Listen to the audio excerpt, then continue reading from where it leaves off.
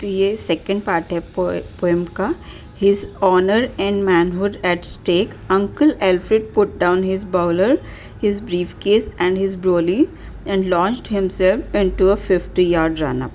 तो उनको ये जो चैलेंज था उस चैलेंज को उन्होंने अपनी ईगो पे ले लिया और उनको लगा कि मेरी मैनहुड और मेरे ऑनर को ये चैलेंज है, और उन्होंने क्या किया, तुरंत से ही अपना बाउलर क्या होता है जो उन्होंने हैट पहना था, एक हार्ड मटेरियल का हैट होता है वो, और उनका ब्रीफ केस और ब्रोली उनकी अम्ब्रेला वो नीचे रखी एंड ही लॉन्च्ड हिमसेल्फ, अपने आप को उन्होंने 50 यार्ड के उस रनअप में लॉन्च किया। मतलब उन्होंने वहाँ पे वो जंप लगाने की तैयारी की। End up at the rose bush he puffed mockingly, I will show you where I end up.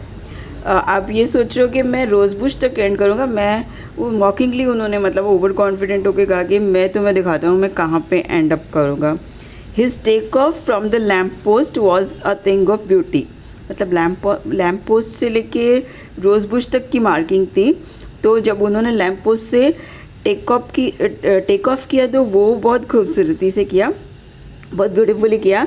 But where he ended up was in the royal infirmary, लेकिन एंड अप कहाँ हुए, बहुत ही शाही राजसी तरीके से वो एक हॉस्पिटल में एंड अप हुए।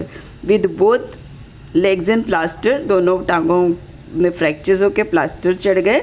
और some kind of record he said proudly to the bone specialist, तो जब वो बोन्स के डॉक्टर उनके पास विजिट किए तो उन्होंने बोला कि ठीक है, मैंने मैरी जैसे रिकॉर्ड नहीं बनाया लेकिन एक अलग ही रिकॉर्ड बनाया है ये। तो वो जो थोड़ा सा एक्सेंट्रिक बिहेवियर था वो that is fun, like that is hilarious part of this poem. While through long nights in a ward full of cuffs and snoring, he dreamed about the washing line and of how to improve his high jump technique. तो उस hospital के उस section में जहाँ पे सब लोग बीमार लोग थे, कोई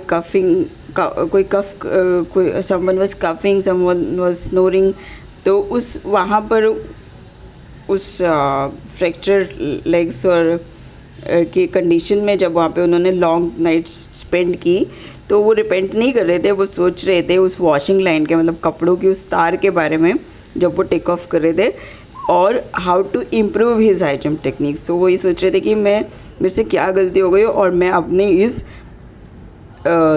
हाई जंप की टेक्निक्स को इम्प्रूव कैसे करूं।